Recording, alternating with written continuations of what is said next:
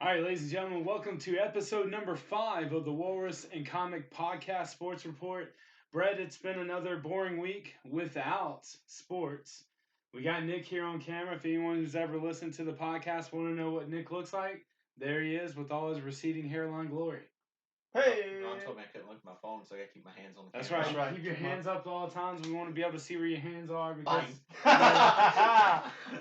I like that draw. So, yeah. So Brett, it's been a slow week for sports this week. Really not much been going on. I have enjoyed UFC showing all these really good old fights, or even recently old fights. And then also boxing showed the Tyson Fury Wilder matchup I think it was last night. So there have been some of those things, but man, I'm itching for something like fresh and new.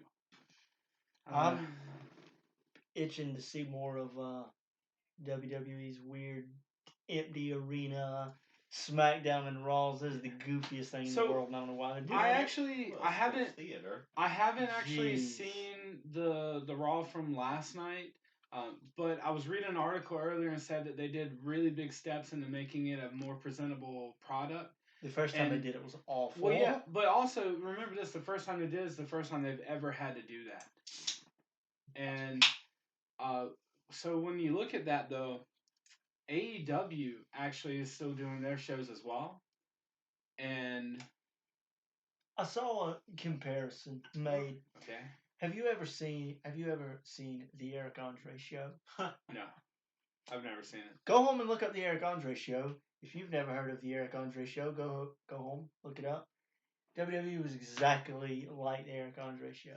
Yeah. It's like the comedian that does it. Like his guests think it's a real talk show. Yeah. He brings in celebrity guests and they think it's a real talk show, and he just does all kinds of shit. Like people pop up from under his desk, and he goes crazy and like beats his desk and all his like he beats the setup with a baseball bat and like all kinds of weird stuff, and they get freaked out, and it's a whole thing every episode, and it's just like a weird like fever dream talk show. But I feel like by now, as many episodes he's had and as long as they're going, people know what his show is. Well, see, I saw a thing because I thought that same thing, and I just watched an interview with him, and I don't think he does it much anymore. I hadn't heard of it in a while. And he said it's getting harder, but he goes after people that he doubts highly have ever heard of it and would ever hear of it. And he tells their manager, we don't need prep. You don't have to look it up. Just come in and we'll get it done. Well, it's podcast. Yeah. Oh, okay. We don't need to prepare. Just show up. Now, for the record, I do prepare a good bit. Whenever it's like a normal sports season, when we actually have things going on, I do a lot. Well, that's also evident with the way you talk about random stuff like the Eric Andre show. Well, it's very important. How many times he messed up names of important sports figures? Yeah. Whenever we do my research. Whenever we switch the format to what Brett wanted to make be more off the cuff. Yeah, when it's more off the cuff, then obviously. Yeah, I live. So you want notes? You want flashcards? I do like notes actually. If you want to, if I can prepare some notes and have you hold them like flashcards on a whole board, like a cue card. If we put you over here in the little closet area and you just hold them up and I can look at you. Well, that's the laundry room, not the closet. Well, I mean, it looks like a closet from here though. So you could a whole nother room to the left. There's a closet. There's bigger in this room. I've never even looked at it. We just walk through. Usually it's dark, so. Oh, quarantine me. Yeah, I'm gonna have to send you away, man. Oh, I want to say for the record, less than 6 feet going on here. All right, breaking a couple of laws. But we have a 3-person thing. We're legal. Hang on, but we got 2 other people in the other room. We got a house of 5. They're your family though. We're going to jail. They're 6 feet away though. They have their own little party. Yeah, that doesn't actually matter. So see, technically, I should be out of here, but we should probably kick Ron out because he's going to have flashcards. Yeah, I guess. I mean, I can go home and go to great. Download the forest. Yeah, go by the forest. That's good. Oh boy, the forest. Game sounds terrible. All right. You know nothing about the game. Exactly. But I want to get back to what you were saying about WWE, and you were trying to relate it to the show. Did you see Stone Cold yell, "Give me a hell yeah!" And they showed the seats. Oh yeah, but I thought that segment was actually pretty cool and well done. It was goofy as hell. Yeah, I know, but Is like this 2002?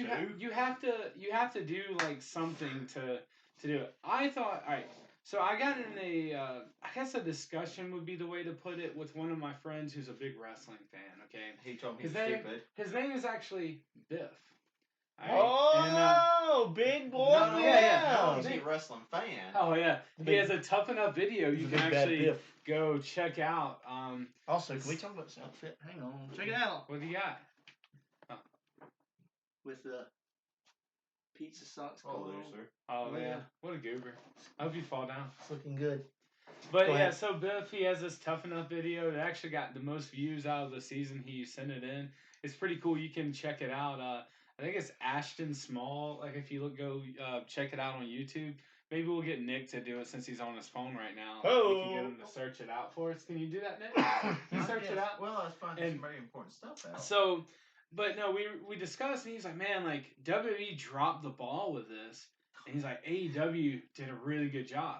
So my counter to that was this: AEW had a week and a half to prepare to see how WWE did it and what they failed at to actually put out a polished product. So basically, WWE put this out, and it flopped. The first one, you could hear them call out the moves. Oh my god, It was bad. It was really bad. But also, you have to think, like in a situation, but in a normal situation, they call out moves every match for any wrestling promotion. How much prep does it take to turn the mics off? Well, they're trying to get the interaction like during the match, like the sound, all the sounds that are happening. Well, usually you have all these fan things. Well, what's the name of that so we can link it here or tell people to check it out? WWE #toughenoughAshton Small. All right, the so link if will you be go in the description. We're gonna put the link in the description. You can go look at our buddy's Tough Enough video. It's A1. Okay. Yeah. Almost, you could say it's a 24,000 perfect views. 10. Trust me, he's tough enough. And it's 24,000 views. Spoiler alert. He's tough enough. Yes. He's too tough, obviously. And there's some really good like sound effects and really good action effects that go on in it as well, like explosions and stuff. But listen, so you look at AEW's the one that they did on. I actually watched that. I watched half of it so far. It's really good. They did a really good job. They put the wrestlers who weren't wrestling out in the crowd. That was their crowd, right? They were in the seats and stuff, and they're throwing popcorn at each other. They made it like kind of fun and family oriented for that way. But they also had a SmackDown and a Raw to watch before they had to put their first one out without a crowd. And so they got that opportunity. Now, what I've read today is that Raw last night did a really good job of actually correcting a lot of the mistakes WWE had in their first couple times doing it.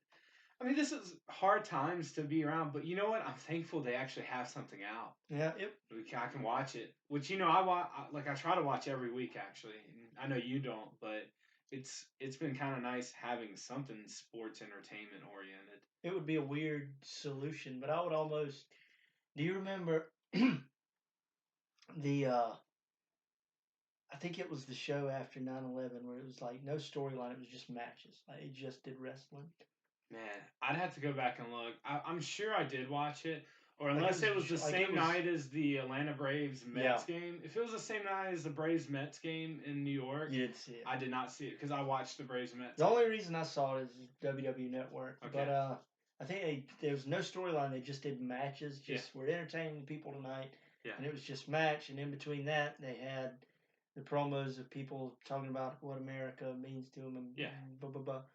I think that's what they should do now. Just give us matches. I think the hardest thing about that is when September 11 happened. That's at the point where the WWE storylines are like super fresh, anyways, and they're trying to build up to next year's WrestleMania. We're 2 weeks out of WrestleMania. 3 weeks, I think, when the first one went with a dead audience. But 3 weeks out from WrestleMania, you're at the climax where you have to have everything solidified to put together the most like that's their big thing. That's their big money maker. But even this year feels like one of the weakest ones they've had because all the storylines are either just getting started or it's just blow-off matches that they're... All right, so the Edge Randy Orton storyline is 2.5 months old. The Brock Lesnar and what's his name? The Irish guy. Since November. Scottish guy. What do I know? Things usually go since like I think, November, October. what You they're usually know where they're going. I think what they're noticing is people are getting bored with that long, drawn out story thing, I love them. and they're trying to kind of shorten them up to make them more impactful that way. Why are people so stupid nowadays? Well, I mean, like, I can't watch TV for 2 minutes. Well, like, can I bring up the point of why are Edge, Randy Orton, and Brock Lesnar headline stories? Because they can't. Because they don't know how to make anybody entertaining anymore. That's why. But the Edge one is really cool though. Like literally, the guy's gone. That was 20 years ago. Randy Orton kicked his walker out from under him. Listen, and Edge is younger than Chris Jericho. What if he gets? Yeah, I'm saying he messed up. Yeah. So I'm trying to actually explain that. Go ahead. So Edge is younger than Chris Jericho? I'm pretty sure. But how long has it been? 10 years? 8 years? I think it's 8. It's between 8 and 10 years since Edge's 2012. last. Yeah, so 8 years since his last matchup. He literally has just been working towards seeing if his body would allow him to return to the ring, and it will. 8 years is a long time to be out of light, though. Chris Jericho's at least been consistent. But did you go look at the Royal Rumble, just the entry of him coming out and his music hitting? Have you seen that? You need to go watch it. It's probably one of the most electrifying moments I've had in probably the past 3 or 4 years of wrestling. At that moment, I knew it was happening because I read a spoiler a day before that Edge was going to actually be in the Royal Rumble, because it's Edge and Beth Phoenix were both there preparing for it. So I knew it was going to happen beforehand because I think WrestleZone posted it. But you never know. They've had it wrong. The big thought was that CM Punk was returning and that he was going to actually literally. He's never coming back. Actually, he announced there was a. He better stay to pretend. Yeah, I think he's coming back. Oh yeah, he better come. Yeah. He better come back. He better not go fight anybody in MMA again. But I think CM Punk is going to come back. I think it's on his own terms. I think a lot of people in MMA hate him. Here's the thing, though. Everyone hates him. Well, yeah, he's kind of like Seth Rollins. People hate him at that level. Well, they're people who work with him hate him. People in MMA were like, "What are you doing on the main card?" Yeah. I have a whole career trying to get on UFC's main card, and you come here and get your brains beat out. Yeah. But that actually shows how big the influence of wrestling is throughout the world. Seriously. That would make me. Seriously, think about it. That's how big it is. His name is so big that you can put him on the main card, never have seen him fight in the octagon, and people are going to pay to watch it. Yeah. People paid to watch CM Punk fight that fight. Now he was trash. I just thought it sullied the integrity of UFC a little bit. Did you see? Not much. What about Jack Swagger? Did you see any? Oh man, he's fights? good. He's a real wrestler. Yeah. CM Punk, Brock Lesnar, a national championship in wrestling. Asterisk. Yeah, asterisk. According to Chael Sonnen. Well, I take his word over Brock Lesnar. Yes. The from the mean streets of Westland, Oregon, giving everybody the truth. Tell them like it is. Tell it like it is, Daddy. Telling it like it is. And who else was I go? Jack Swagger. Can't remember his real name. His real name doesn't even matter. But I can't think. He's called Hager and Hager. Jake Hager. Jake Hager, yeah. Was a real wrestler from Oklahoma. These people have combat sports background. They said Kurt Angle. They said he probably could have done Dana White tried to get him the same time he was getting Brock Lesnar. There were talks of a contract, but he went to TNA. Man. Yeah, Can you imagine that? I did not know that. Dana White and Kurt Angle were in talks for a while. That's crazy. TNA sounds like the safest bet. Yeah, well, they were willing to give him a lot of money, too. Yeah, a lot of money, no real injuries. I think, but if he didn't have those broken necks, I think by that point it was 3 times he had broken it. Yeah. I think if he doesn't have those, if he maybe a little younger and he didn't have those broken necks, I think he's way better of a fighter than Brock Lesnar was. Yeah. Because it's a difference in an Olympic gold medalist and an asterisk national championship wrestler. So I really enjoyed watching Brock Lesnar as a UFC fighter. I don't think I actually missed a fight that he did on a pay-per-view, to be honest with you. I was a really big fan of it. But I think my all-time most favorite cross promotional person was Ken Shamrock. Like 100%. Like one of my. I hated What- Ken Shamrock. Everyone did. I thought he was like in the WWE. I absolutely loved him. He So, like, looked ridiculous. I watched Yeah, him but get I beat just down love- in the first MMAs, first UFCs. Yeah, but like the guy who had Snipe. been fighting way before that point. Like Come walking I think out. it was with Pride, right? Wasn't he a Pride I fighter? believe so. I think it was a Pride fight. He didn't hate how Have you just ever he, watched he didn't his- hate how he walked. Have you ever watched his documentary that the UFC put out? It's like 15 minutes Have long. you watched Ken Shamrock's 15-minute documentary? Have you- well, it's called well, the one they put on Facebook is 15 minutes. It's called Into the Lion's Den. Like I've heard of it, but I like haven't watched it. man, just like they literally their camp, that was their life.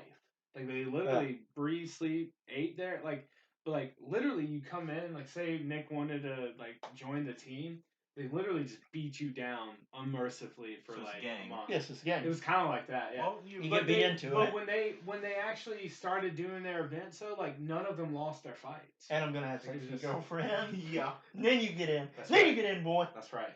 Well, who do you And think? you gotta sit Jokes there, on them. and you gotta Nick's sit got there no bloody, girlfriend. And you gotta sit there Hey, bloody can we and actually You know, take Brandon? can we take the moment to say hey, like can we take the Fine. moment to say hey, like since Nick doesn't have a lady, we can like promote him here, like to all the single. Oh ladies yeah, here. get up in the Alright, camera. so if you heard a couple weeks back when we were doing the Perfect 10 episode, Nick was talking about how all you ladies are beautiful. He's got a lot of This tins in is- his pocket. This for is you. Nick right here.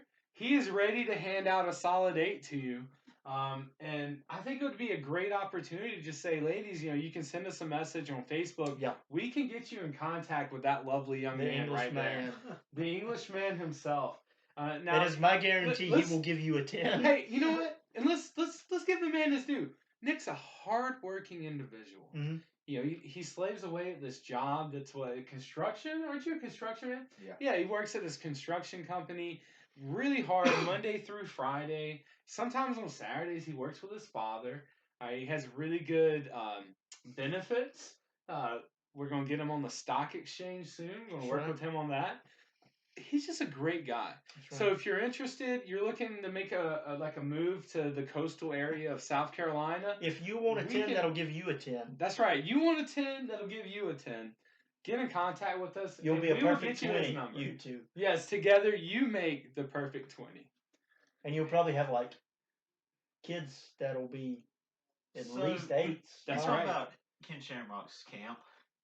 Yes. All I'm saying is, who had more winners and who's the better team? Them or American Top Team? Who's American top team?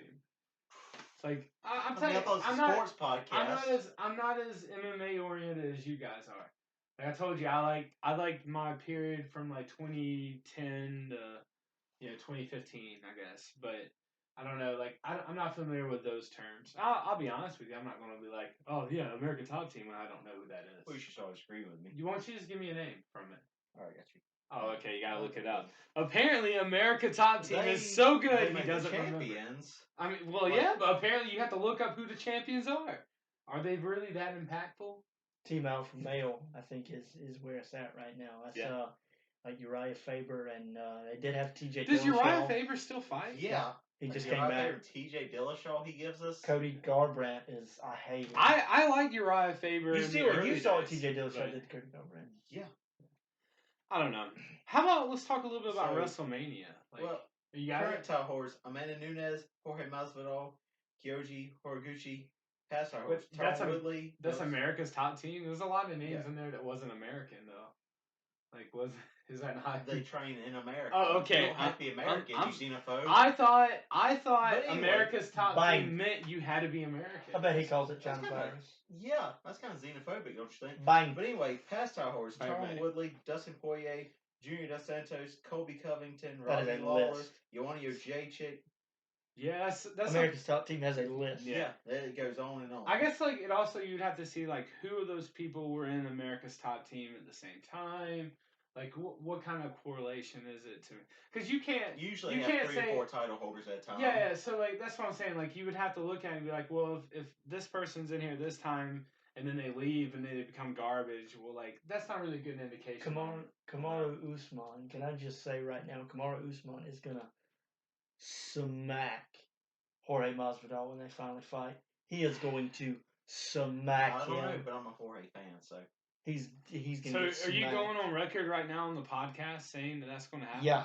So if you lose that, I feel like there should be some type of. We'll do something right now. We'll get something going right now. Let's like think of something. You take your guy, he takes his guy. What's the loser have to do?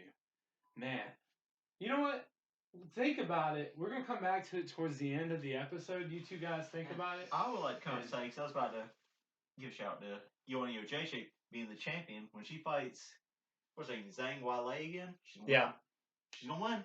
Well, I just like the fact we have one where like you guys are totally in opposite. As much as I like her, I'm afraid she's running out of chances because she's lost too much. Maybe we could put lost 2 fights. Where's that place? I don't think so. Is she the one that lost Nunez twice? No, that was Valentina Shevchenko. Oh yeah, different weight classes. Joanna lost to man, I can't remember that one girl's name. You remember she was the girl that beat her that one time and had mental disorder or something, and she said, I can't keep the title. That's who I'm thinking of. Yeah. That's who I'm thinking of. Rose Namajunas or whatever. Rose Namajunas. Who did I say? Amanda Nunes. Jesus, Rose Namajunas is what I was thinking of. I thought she lost to Rose twice. I don't think so. I think it was just once. Why did I say Amanda Can I just Nunes? interrupt y'all's man crush to say, how about you just put like a Hunt's Brother pizza on it or something? You know, something like it's not too crazy, like for your bet. You know, the loser has to buy it. Did I say Amanda Nunes? Different weight classes. Amanda Nunes is the greatest women's fighter of all time, and I threw her. Wait a minute. I don't know about that. No. First off, she's had some questionable wins over Valentina Shevchenko. No, she hasn't. Jesus Christ. She did. I watched them. She went out there, didn't throw punches, and one said, I had a sickness. I had a cold. I couldn't fight. Come on. Listen, you know, my opinion on UFC referees is they're just as bad as WWE storytellers. Especially now that 100%. this man owns part of the company. I mean, how many questionable calls there will be? Yeah, like Daniel Cormier. Come on, man. Yeah. Daniel Cormier hadn't fought anybody, and when he did, he lost. Stipe Miocic, when he beat him, and he said he's the best. He's always been a powerful clinch. He's always been powerful in the clinch. He's always had that power in the clinch. He beats an undefeated champion. He's always had that power in the clinch. This is what happens this on a daily basis. All the greats. These guys just go back and forth about UFC and MMA. I sit here and not know anything at all about it. And then after that happened, in the terms of these guys religiously the watch baddest these man on the programs. planet. So I short hope you round. enjoy I this. never bought into the baddest man on the planet. I thought it was a good. He got him in a 1 in a million spot, and he knocked him out, and it'll never happen again if they fight 100 times. I thought it was the only way he could have won, and he did that one thing. Questionable activities. And you know that's how I feel about how it. are they going to push him as the baddest man on the planet when he's cried 3 times on live TV? Men can cry. Can we move on? Not. Yes, they can. He was just better than me. Yes, they can. Not after they talk all that trash about him. He's a drug addict. What they do. He's a drug addict, and I'm going to beat him. He is a drug addict. Are you talking about John Jones? Talking about John Bones Jones? Yeah. Yeah, 100%. Hey, what he does outside the rings, none of our business. I mean, you know what's wrong with America nowadays? John Jones, you just won your title. What are you going to do? I'm going to run over a pregnant woman. Hey. I'm going to snort along the coke. Well, hang on. Does it matter what he does outside the octagon as long as he didn't bring it inside the octagon? I actually want to talk about... He did bring it in the octagon. He came in high on cocaine. All right, cocaine doesn't make him a better fighter. Hey, can we stop this little argument 1 second and actually talk about a point that Nick brought up? A point that Nick brought up that's actually good. What? Right? All my points are good. So, debatable. But, so the point of, does it really matter what an athlete does outside of their sport? Should we look at them a different way? So I think this area ties in great here because we can talk about the steroid era of baseball. We can talk about... Well, they did bring that in with them. Listen, listen, I'm one of those people, if you did steroids in the 90s, 2000s, and you led to that great home run race, you should be in the Hall of Fame if your numbers are worthy. Yeah. I could care less. But, I think there's a lot of people who feel, John Jones, I don't know, because of the UFC's, the way they do the drug testing and stuff, obviously Brock Lesnar was on something. He went in and won a fight. He demolished that guy. What was I don't know, I can't remember his name. He looked kind of Samoan. I don't know. But basically it was Brock Lesnar's return fight. Mark Hunt. Was it Mark Hunt? God. Mark Hunt's garbage. It was Samoan, that's what I thought. Yeah. I hope not. No, so what I'm saying is, I'm not talking about that fight being a great fight, but because we know that he had to do drugs to beat him. Yeah, he had to forfeit that fight. He was Yeah. huge. Yeah, like eating a trash can. He was well, like that's his I think that's Brock Lesnar's normal routine is the stuff that he's putting in his body to work out.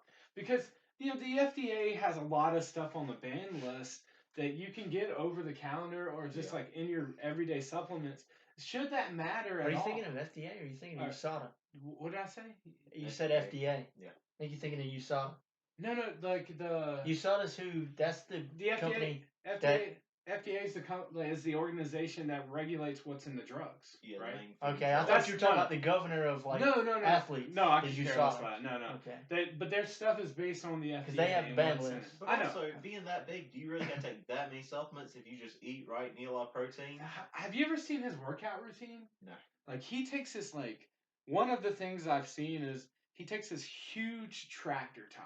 Well, and we have two friends that couldn't pick one of those up. I don't believe UFC fighters do that. He takes a sledgehammer and he beats it, but he flips it end over end too. He beats it with a sledgehammer, but he can't when you do that activity, you can't let the sledgehammer bounce. Training. Yeah, it's resistance training. So stuff like that, those types of activities take a big toll on your body. They do develop you the way a UFC fighter looks, but a lot of these supplements are probably recovery-based supplements. That's what. And he's getting older. That's what Peyton Manning was doing HGH for was recovery. Yeah. Well, you talk about all these things he has to do. Stipe doesn't do it. And look who's the better fighter. Stipe is one of the greatest of all time. Exactly. The greatest of all time. Stipe is the greatest, and he doesn't have to take supplements and do all these ridiculous workouts. Well, that's why. Yeah. That's why. I mean, when you got it, you got it. Can we talk about how weird WrestleMania is going to be this year? I feel why? Well, stop. I don't have anything to add to the UFC thing. I've already done everything. I'm talking to Vince. I just want to talk about how not weird you. it is. Oh, okay. You know personal. I thought you were talking about me. Yeah, I take things personal, Brett. My feelings matter. They're important. Okay, well, why Vince? Just put it down. Just don't do it. Postpone the thing. I think it's a money thing. I'm telling you, people still buy it. They have to do everything in their due diligence to put it on. Like he's just hurting. Like he's just hurting for $1. Well, I mean, the XFL has cost him money. Like it wasn't as successful as they wanted it to be. Well, because and then they're paying people like their whole salaries too. Like they're like. How about the XFL already turning into a minor league system for the NFL? Which is what already 1 year in, they are getting right where they wanted to be. Walker, the quarterback that I really liked. Yeah. But apparently, you look back the year before, he was on the Colts staff. Like he was actually on the Colts team as I watched him play one game this season. He looked really good in the XFL. Yeah.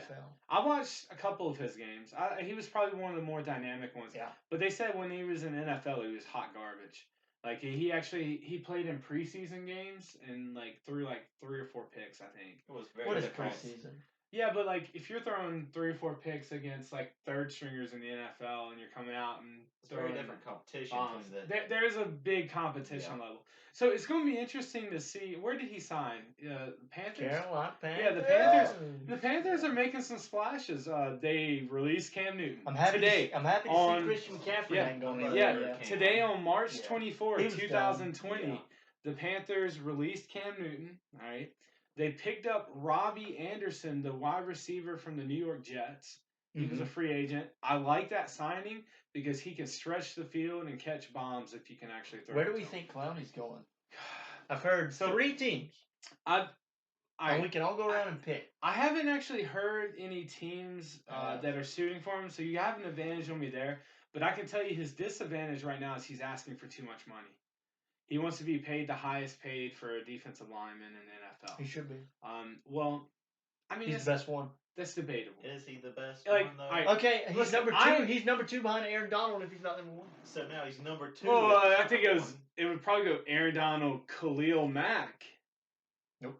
What? Well, you know he's got the UFC fanboy. Okay, so I'm a big Carolina fan like you, but I don't see him in that same light, and I'll tell you why. Other than stories coming out about how J.J. Watt basically had to say, hey, man, you've got to start practicing. And he was horrible before that happened. Yeah, so we get that.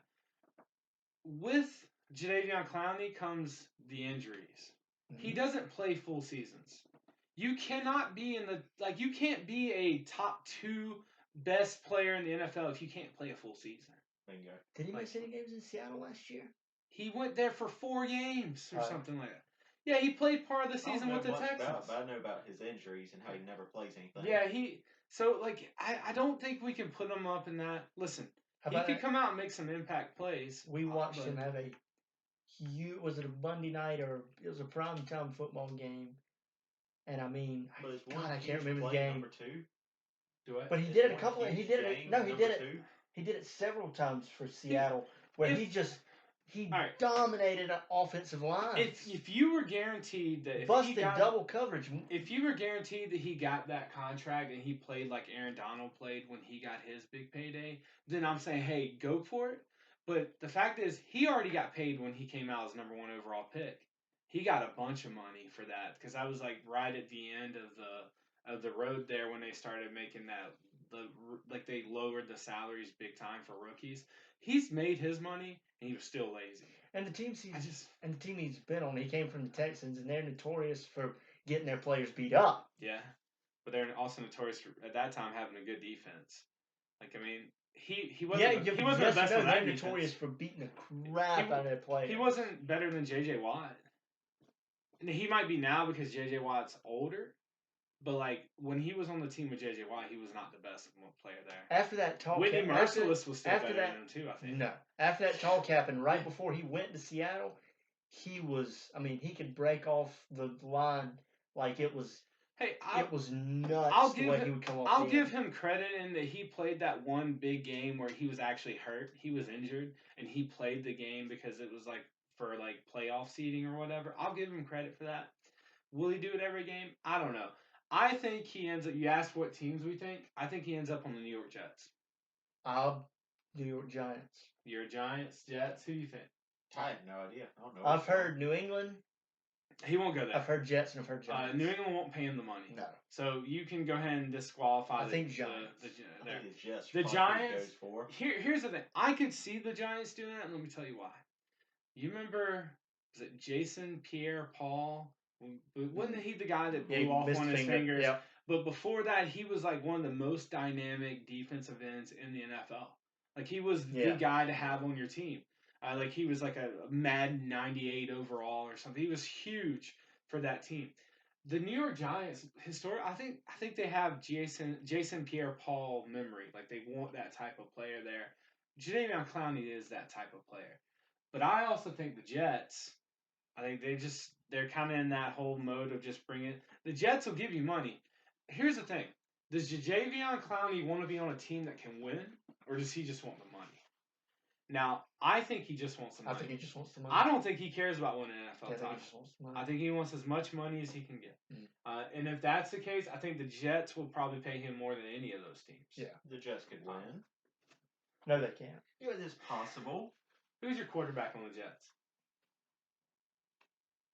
Exactly. NFL fans can't tell you. Yeah, no one really. NFL fans can't tell you. Sam Darnold.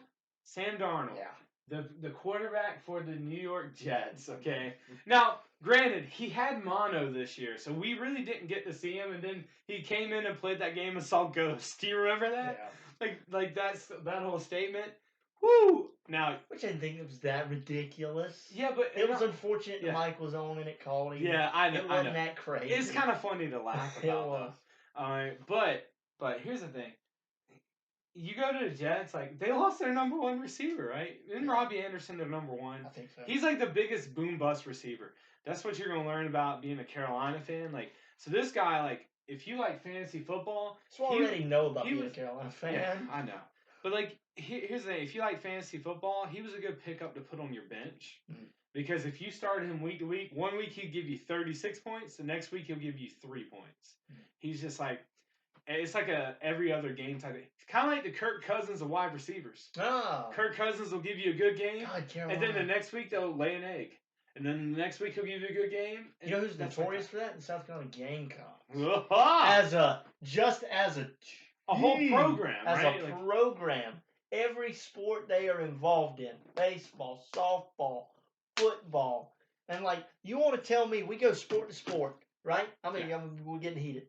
We go sport to sport, And football season comes up. Football season's going to roll around, and they're going to run out of that tunnel. They're going to go on the field, and they're going to lay an egg against a team they could beat.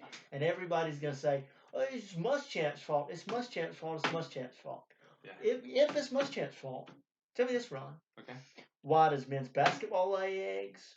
Why does men's baseball lay eggs? Why does their softball team lay eggs? Why does their football team lay eggs? Is Will Muschamp doing it to all of them? Is he orchestrating it all? The answer is yes. He is. He's orchestrating it all. Not at all. Come on. Listen, we've had this debate and discussion over and over and over again. At least women's basketball gives us a glimmer. Yeah. And you know what? Hey, the baseball team, if they actually played this year, they might have been all right. They was like 6-4. But listen, here's the thing. You take your They lumps laid in baseball. eggs. Yeah, but you take your lumps in baseball. The pitching staff, the relievers, which is why we were 6-4. Yeah, the but relievers were good. They were heating up. What we saw in the little bit we did see from college baseball this season is when it came time, we get 10th inning, they had a couple of close games in the 9th inning. Yeah. That lineup clammed up. They shut down. Yeah. I mean, they just slammed shut, and they were close up shop. They're not scoring any runs. They can't get out of it. When the pressure went on, they just folded. We're not going to get out of this. And that's South Carolina Gamecocks. I guess we can say then coronavirus bailed us out of another disappointing baseball season. But here's the thing. Could that actually be that our baseball coach, our head coach, isn't the guy we need there? You would have to say that about every sport, and I think once you get to say that about every sport, I don't think it's head coach anymore. So once you can go to every sport and say, we got the wrong coach. Here's the thing though, what can you change to change that? That's a recruiting thing. Are we like? I think Ray Tanner's the wrong choice. You think so? Yeah. Why? I just think something up at the very top is wrong. Well, it's probably the president because that whole establishment was done. I think something at the very top is real wrong. That's all I want to say to it is to keep having the same problems and not just, like I said, not just one sport, but to keep having this reoccurring problem in every sport and to not be able to get out of it. It's not coaching. It's something is happening bigger than just the coaches. I don't know what it is. Would you agree or disagree with that? Something bigger is happening. Stuff like this is always tough for me because Cleveland Browns, should they fire another coach? No, that's their ownership. That's the problem there is their ownership. Their ownership is terrible. They just make terrible decisions from the top down. But I don't think NFL sports teams and college sports teams correlate like that. Yeah, I was about to say, I don't know how much the top affects sports. The president doesn't really have anything to do with it. The athletic director really doesn't either. Well, help me figure out. It honestly has to be coached down. Literally, your issues going to come coached down. How did the exact same problems pop up in multiple sports for one school? Maybe we're just recruiting the exact same problems. Maybe we're recruiting the wrong type of athlete.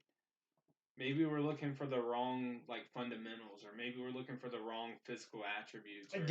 Maybe we're putting too much stock into personality versus athletic ability. Because that's what we can't be as good as Clemson, so we're gonna recruit pretty much anyone who's willing to come. Because that's what I've been saying for a long time, and even with Steve Spurrier, you can look at me like I'm crazy. I wasn't happy.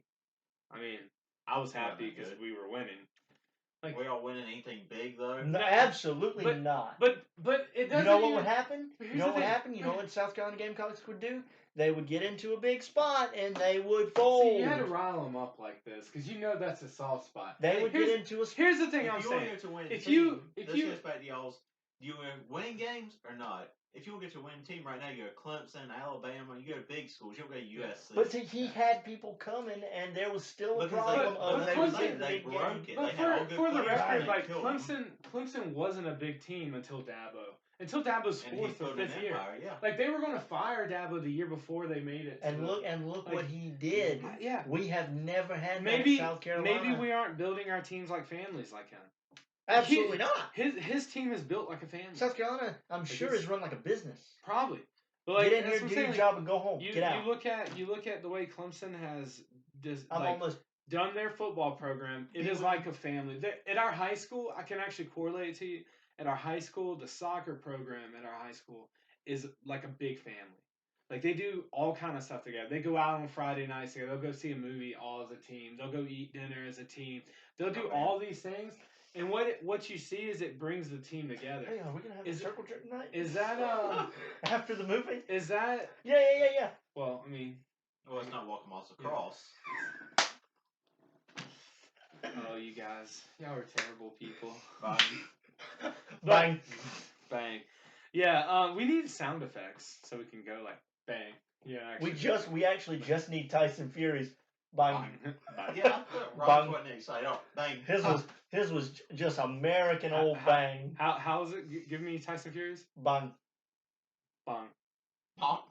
Bonk. We can work on it. That's an Italian man's bang. Listen. Bonk. Bonk spaghetti. Bang. Bang. Bang. I just don't. I can't do it. And I don't think we can actually use his anyways because it's probably probably owns the rights to his own voice. He did it on Joe Rogan's podcast. Yeah. Again. Yeah. Bang. Yeah, go check out that podcast. It's actually a good one. Ron's unhappy with the turmoil in this episode. I'm not. You know what I'm not happy about? I feel like on this episode you're really just paying attention to Nick. Well, I've been talking to you, boy. I've been yelling to you about South Carolina. I feel like that y'all's UFC rant just really undercut me. It took me out of the equation. I literally went into the microphone like this to have to explain how you guys do this little boyfriend fight every day. Well, let's talk about the University of South Carolina and why they can't get it together in any sport. Well, you know why we can't get it together? We're not good. What Ron really wants to talk about? Really? How about WrestleMania? Well, yeah, I see a lot of South Carolina fans that would tell you different. I mean, we could tell you different about that basketball team. That would sit in front of a Remember TV. How proud they were they disrespected Vanderbilt. They played dirty. That they would sit in front of a TV or sit in the actually, stadium and go. Can we actually talk about why the Steve Spurrier years, in my opinion, were a success? Go ahead. And then I'll give. I know. You've already given your opinion. Say why you think it's not. Here's the thing. Have I laid it out on here? Yeah, you have laid it out. It might be on an episode you never released though. So. Actually, that might have been in the fan episode. Yeah, it was. We didn't release that episode because reasons and stuff. And we've actually been telling people who actually listen to the podcast for 3 weeks that we're going to release a fan episode, but we keep putting it off. That's right. But it's coming. Yeah. One of these days, it's coming. Bang. Bang. It's coming. All right, but bonk. Bonk. Oh, bonk. That's right. But. Gotta do very nasally sound there. Here's why I think this. If you think of this for like most people, sports is an escape from our lives, correct? Mm-hmm. Like it's no matter how bad your life is, if your team's winning games, your life is better.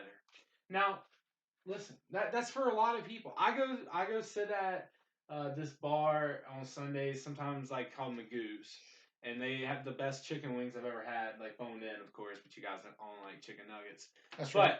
But so like I go sit there and I see some miserable people sitting around that bar, and like just clinging on to the edge of the seats, just wanting to see their team win. Mm-hmm.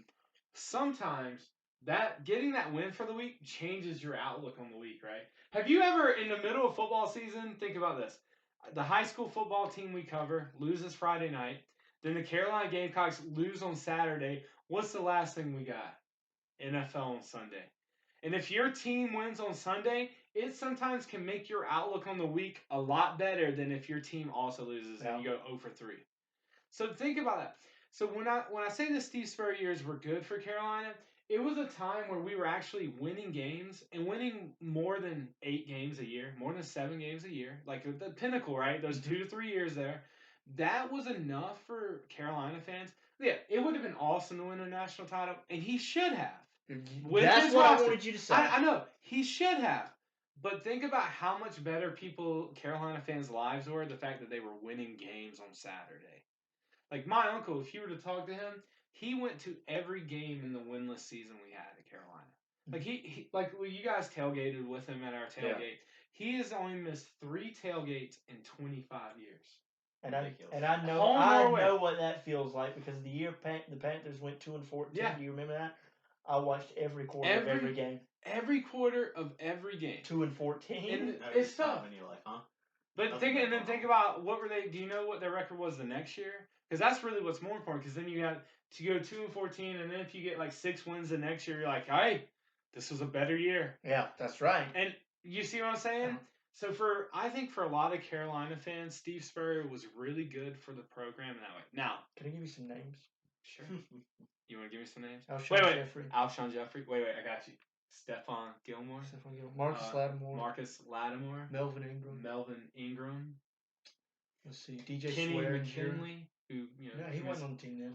He was like a couple years before, I think. DJ Swearinger, I believe. Chris Culliver was there. Chris Culliver, yeah. You already said Melvin. There was a really good center. The fullback who plays for Falcons now. And what's his name? God, he's so good. He's like one of the only fullbacks in the league, but he's really good. He's really good. He was there. Patrick DeMarco. There was a really Steven Garcia. They had he was good. He just didn't give a shit about being a college quarterback. Well, all he cared about was the partying. Yeah. There was a really good center. I can't remember his name. But take that list of NFL talent, all right? Yeah. Put them all on one team. That's right. All right? Put them on Alabama. And we're going to give them to Nick Saban, or we're going to give them to Dabo Swinney. And what happens to that team? Oh, does anybody in the nation stand a chance against that team? Now, listen. Yeah, I get it. Does anybody stand a chance against that team? I mean, that team... With those names. That team only truly showed up, though, in that Alabama game. Wow! Every game. That's my point. Here's the thing. This is what I've noticed. That's my point. And I think this is the thing we need to state about it, is this. University of South Carolina teams play to the level of their competition. What I'm saying that has to be a coaching thing. Like, literally, it has to be. Every coach we've had. Listen. Every coach we've had has had a bad culture. But if you use football as an example, we got, you think, Muschamp is, I think, a little different. You go Steve Spurrier, you go Lou Holtz, before that, coaches that were on their way out of the coaching door. But it ain't just football.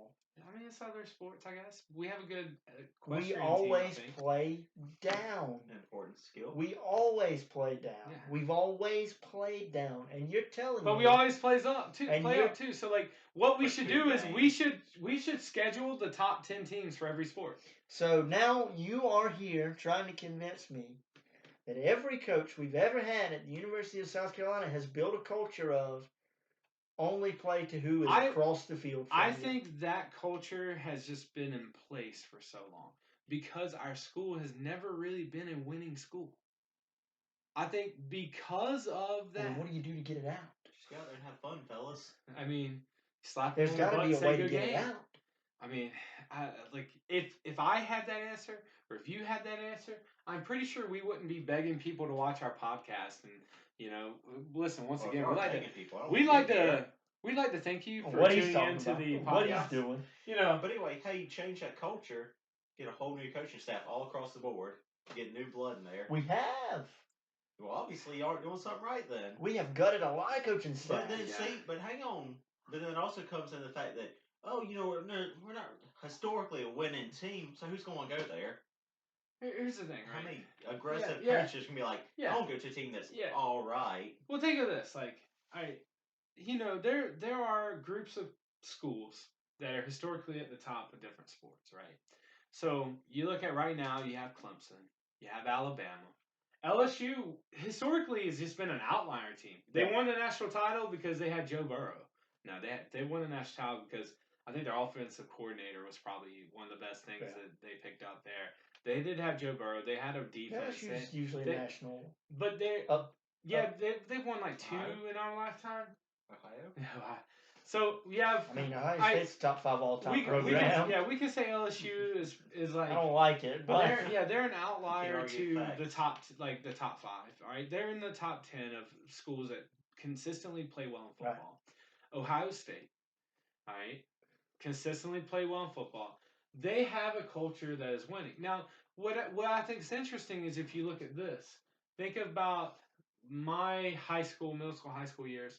So you were younger. Texas, Southern Cal, right? Mm-hmm. Those were like two of the bigger names that you would actually be familiar with from that time.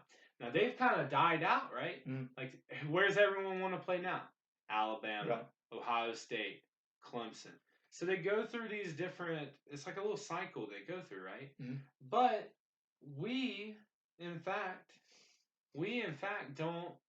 We're not a part of that cycle. How do we get to that point? That's a good question. Like, maybe we should take a couple years off from sports, reevaluate everything, and come back to it. I'd be all right with that. I mean, like, we know they're not going to do it because No, football makes a ton makes of too much money. But there are coaches, like he said, there are coaches, small coaches, whether it's at Division II or whatever, Yeah. that if you give them any Power 5 school, that they'll say, this is my chance. I can take a mediocre program. I can take a program that's never been that good. I can make a name for myself. You could get them. They're out there. You can. But we've never got them. Yeah. We got Steve Spurrier. He literally made a name for himself by taking South Carolina and turning them into a 10-win team. By making nobody listen. You might not remember. Listen. How old were you when Steve Spurrier was there? That was 10 years ago. Yeah. So you're 15. All right. 10 years ago, I was 20. All right. Let's look at it this way. I don't know how much you watched ESPN. Your mom might not have let you watch as much TV when you were 15 years old. Actually, when you were 15, you were almost dying, weren't you?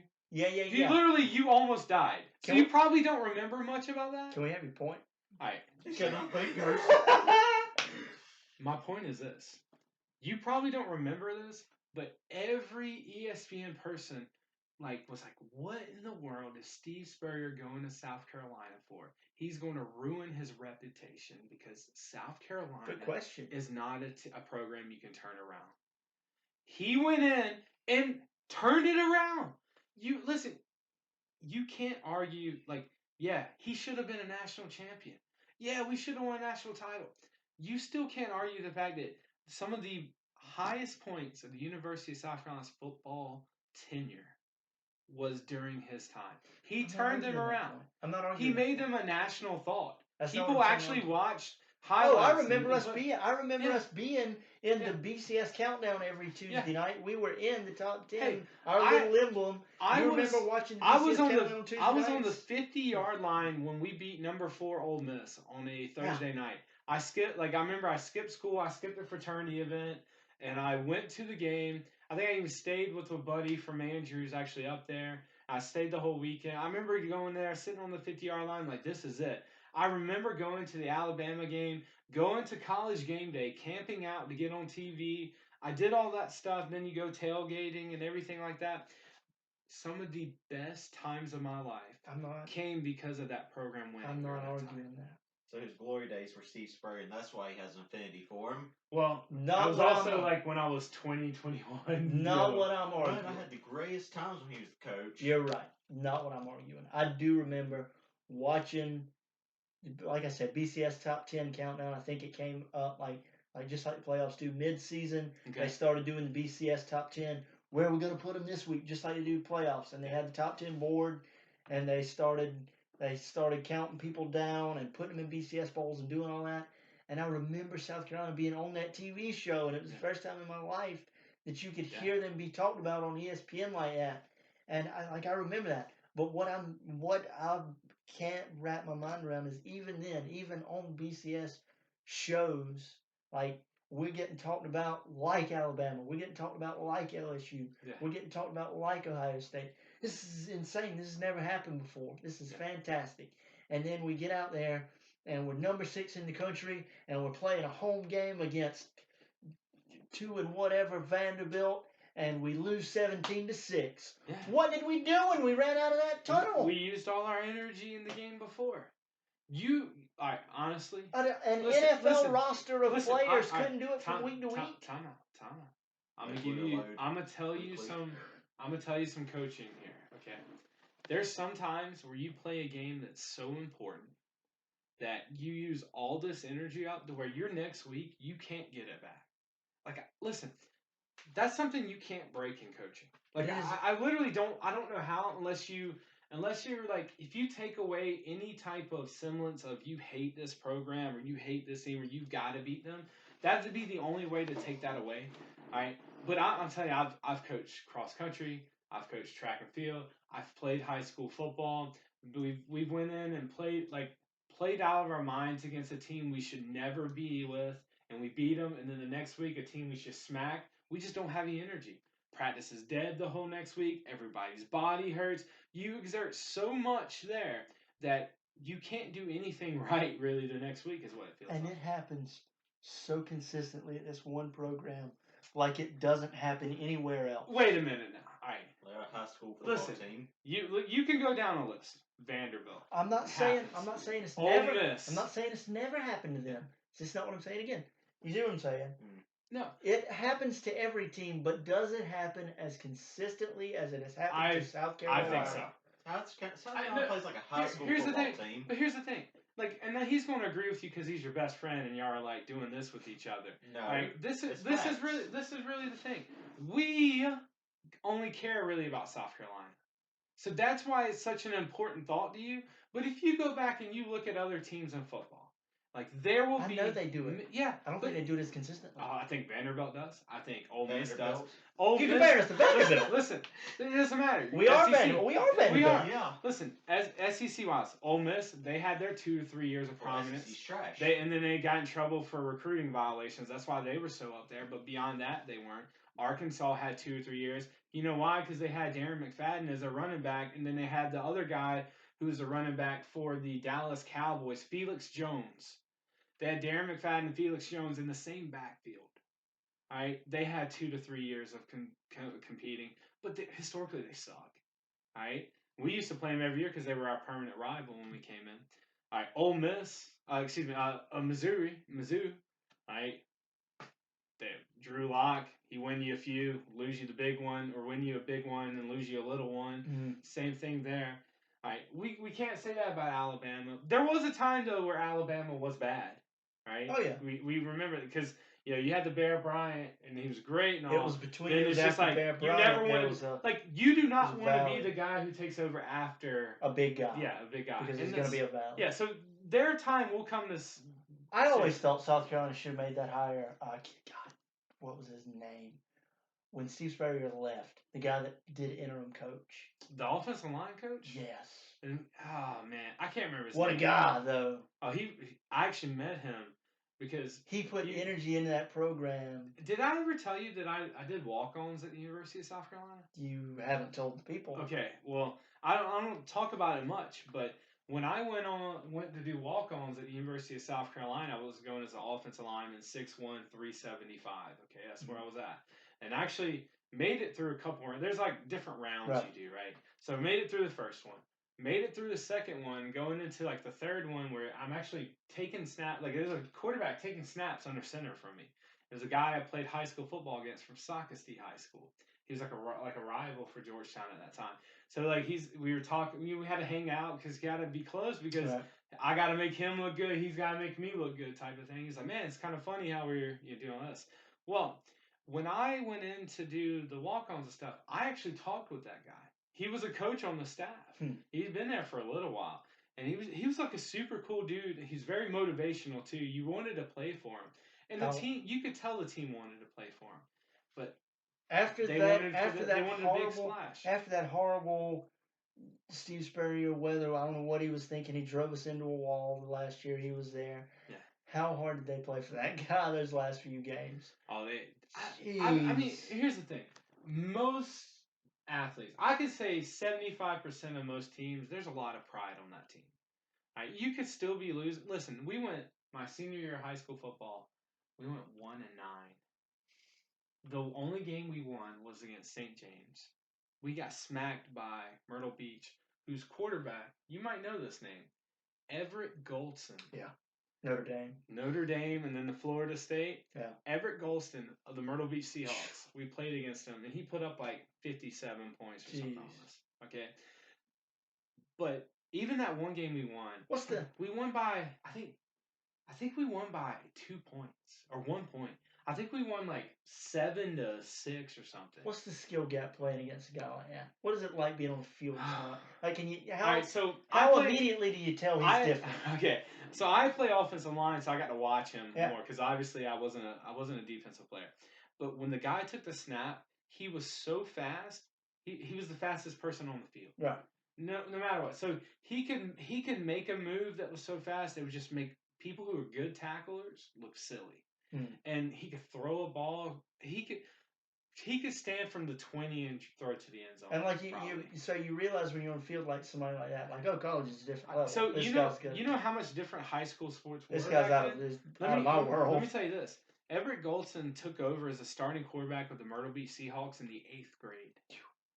He started over a quarterback who had signed a scholarship to Vanderbilt to play, and he lost his scholarship because the 8th grader beat him out. Wow. Yeah, he beat out a senior as an 8th grader.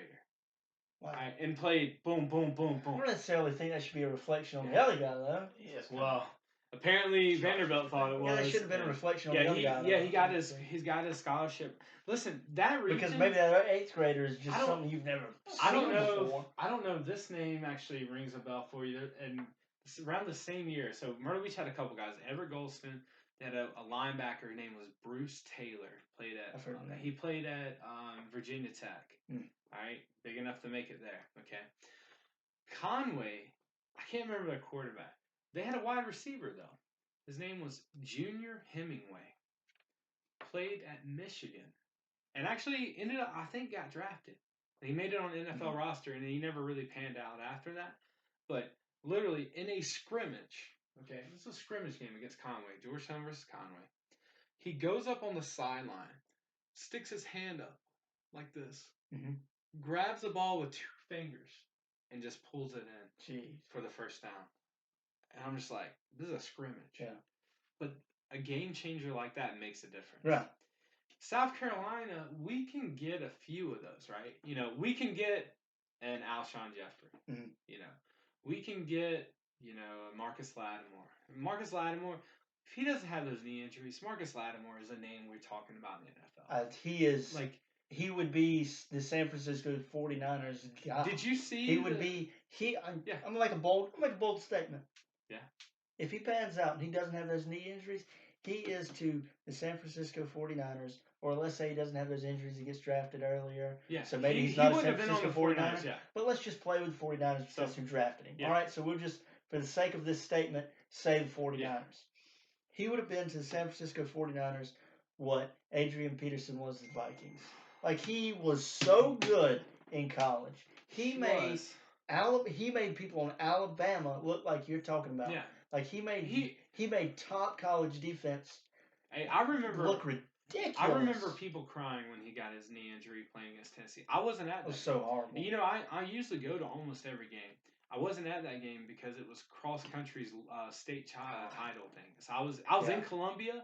But I couldn't go to the game after. That was hard to watch. And I was listening to it on the radio. Like, I had a radio on my phone. I'm listening to it. Oh, it was gross. I was watching it, and it was so bad. Yeah, he got drafted by the 49ers because the owner of the 49ers has ties to the University of South Carolina. So it was kind of doing him a favor.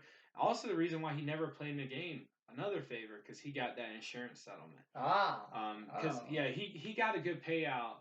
Not as much as he would have made if he would have signed 2 contracts. But I think I think if he doesn't have those knee injuries, he is a. Did you see the running back? Did you see the post that his wife put up on social media about their stop they had in Connor Nebraska? Shaw just took over for him. He left. He had a job at USC, and he left, and Connor Shaw took it over. Player personnel development. Connor Shaw, I feel like, could have been Chicago Bears quarterback. Yeah, he broke his back though. Yeah, but preseason game, he could have been Chicago Bears guy. Definitely. He was way better than Mitchell Trubisky. He wasn't a big name for people, but for us, he's huge because undefeated at home. Better than Mitchell Trubisky. 100%. But you didn't see the post that his wife put up? Mm-mm. They were going through like Nebraska or something, and they got stopped by a cop. They were going 5 over and got stopped. And the cop pulls up, Marcus Lattimore has dreads and stuff. Mm-hmm. we can make an argument here. Dreadlocks for a cop that's the big What's this guy do? Yeah, what's this guy do? That's a thug, right? What's this guy doing? We talk about that thug. Yeah. We talked about the fights that were happening in basketball and people calling everyone thugs. Yeah. So the officer, he's there. So Marcus Lattimore rolls the window down, and the officer is talking to him. Was like, "Do you have any drugs in the car? Do you have any guns in the car? Do you have just?" And they were at a traffic stop for going 5 over for an hour. Ridiculous. An hour. Yeah. I am appalled. Nebraska, this fields, cornfield, 100 miles roads. Yeah. I'm going 5 over, and you're here with me pulled over on the side. Because my hair is different than yours. No crimes going on in Nebraska. You could be because my hair is different than yours. That's it. Yeah, you talk about my job. My main job is I'm a teacher first. We read this article this year. I'll have to share it with you. It's called My Hair, My Right, though. It's talking about how the federal government, essentially, and the courts have pretty much made it where you can be discriminated against based upon your hair. Ridiculous. So if you have dreadlocks, you can be denied a job. Same reason why my beard, in some places, I couldn't have. Well, it was right? gross. Listen, we know if you could grow one, you would have one. How about this? I'll cut my beard off for you, and then we'll put it on your hair where your hairlines are. If you trimmed it up and neatened it up a bit. Yeah. That's kind of the mustache is the worst part. Oh man, I love my blonde mustache. I'm actually going to be trimming it once the coronavirus stops. I'm going back to recommend shaving it while the coronavirus on because it catches germs. Yeah, but I've been staying at home except going here with you guys. That's right. What if I'm a carrier? Well, I mean, you could be with the job that you work and stuff. All right, folks, I'm gonna end this now. Boom! No. Chest punch should be done. That's what North Korea does. Didn't they? I think I'm sick. Bang. Yeah, they killed their only person, right? Is what I heard. I don't know if that was a real news article. I don't know if that was. You a real can't news confirm article. anything there, but I imagine that's what it would have been like. About it. So. Bang. Right. But yeah, Brett. I don't know where you want to end at. We've kind of covered a lot of things here: wrestling, UFC. Football, South Carolina, and its disappointment. We even talked about Clemson and how much better they are. Yeah, that hurts me to talk about, but I keep saying it am what it am. One day. I would like to bring at this point, you're talking about people living for sports. They're just so disappointed in that one big win sports. Have they tried drugs? Well, there's always a better way, folks. I can't speak for them, but we know that point is very true. Bad? We know, listen. What else is there to do in Ohio other than heroin and watch bad football? Bad football? Except Ohio State. Yelling. Yeah, I was about to say, what? Yeah. I'm sorry. But NFL, NFL is... I'm sure I'm sure Ohio does. They just walk around and scowl at people. Well, I'm pretty sure they all move You ever watch their... They come down here and just scowl at people. You ever watch the live PD in Ohio? It's always heroin. I've never watched live PD. I had better things to do with You've never watched live PD? Are you sure live PD's not in Andrews? Well, I mean, it should be. Oh, they do heroin? You sure they in Ohio? Well, if they were in Andrews, it'd just be them sitting in a gas station. Yeah, they'd just be hanging out at Fuel Depot just... Hey, man, what are you doing today? Nothing, brother. Talking about cops, today I'm sitting in my house doing my office hours. And they pulled you over to your dreads? No. His beard? 6 cops came up to the place next to me, the apartment next to me. We got home and here again. knocked on the door, and everyone just starts coming out because all the blue lights are going, and they sent people around the back. It was county and city together, and nobody was home. But they had this huge. I never seen this big doc. It was a huge document put in their hand. He swatted somebody, cocksucker. What? I don't hear. I don't know. You swatted somebody. What does that mean? You've never heard of SWAT? I know, I've never heard. Oh man, it happens to streamers and all kinds of people. It's where you call and you are oh, you tell somebody he's got a gun, he's dangerous, he says he's gonna kill whoever's in the house. I can't do that because I'll lose my job. Yeah, he said he's gonna kill who's ever at the house. He says he's gonna kill whatever, blah blah. Yeah. And a just full SWAT team shows up and busts in their door and. Happened. It happens to athletes. It happens to famous people. It happened. Yeah, I've never spotted killing people. Yeah, it happened.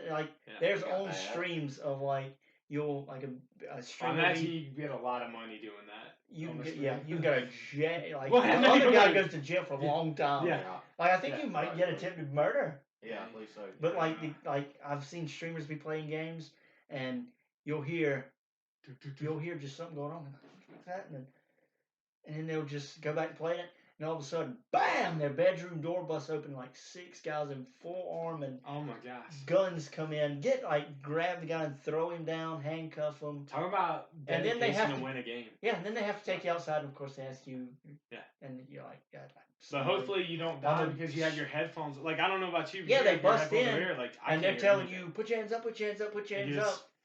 Yeah. Yeah, it's like People you're people have right died. on People code. have gotten Yeah. shot at Yeah. their house from people Oh, swatting. No, this was literally like I think they were housing somebody who wasn't supposed to be there and who's maybe on the run. But when That's I your left, story, and you're sticking and to it. when I left my house, Yeah. there were still cop cars sitting all around Belk and everything. That's crazy. Like trying to catch this person. They probably broke up a party of threes. What they were doing. Yeah. That could have been some misdemeanor. But they had to get it. Somebody should have broke them up. Sounds like bigger. They were in a party bigger than 3. Well, they're above the law. That's right. true. They are the law. Hey, I'm doing what I want. I am the law. America is a country of rule of law. Nobody's above the law. And I'm I'll sticking to it. have you know. And that's that, I'm folks. above the law. We out of time. That's everything. No, so, ladies and gentlemen, once again, we'd like to thank you for tuning in today on the Walrus and Comic Podcast Sports Report. Podcast. Well, I said Walrus and Comic. He said Walrus and Comic. He said Walrus and Comic. He throws. This is the hardest thing to say for some reason for me because I'm so. Walrus is such a weird word. Yeah. Like, this is the. Who says Walrus? So we're going to try this one more time. Thank you for listening to the Walrus and Comic Sports Report. Once again, we have more podcasts coming at you. We will, follow the Walrus and Comic Facebook page. For that, we got it's Walrus and Comic : the Sports Report on Facebook. Right. Is how you find us there, or on our YouTube page, where hopefully you're watching this right now. And me and myself and 2 more open mic comics are coming out with a podcast of our own. Yeah. We don't have a name or anything yet, but when we have it, we'll let you know. Is this the one that Nick was saying was going to be bad? Yeah. Oh, okay. And, Watch it. It's going to be bad. We have Squawking and Talking is it's just the whatever's happening that day. We do a lot of gaming on that podcast if you're into that, and it's mostly just what's happening in the world. And I really want to get in on a Squawking and Talking because I feel like we record every Sunday, baby. I could talk about like Overwatch. I can talk about Call of Duty, not the Warzone, but like actual. What's happening? I know. That's what I was looking at earlier when you yelled at me. I didn't want to bring up y'all's podcast. Bring it up. Registered 1 million players within 8 hours. Warzone had 6 million in 24. Yeah. That's how much better it is. But that's also the name of Call of Duty. That's how much better it is. But we can talk about that. They don't have a big battle royale name. Yeah, but they're a big name in the video game industry. Yeah. I stood in a. Everybody, no matter what they do, whether it's battle royale or anything, people hear about it. I will save this story for Squawking and Talking. I can give you a good story about dedication of getting Call of Duty Modern Warfare 2.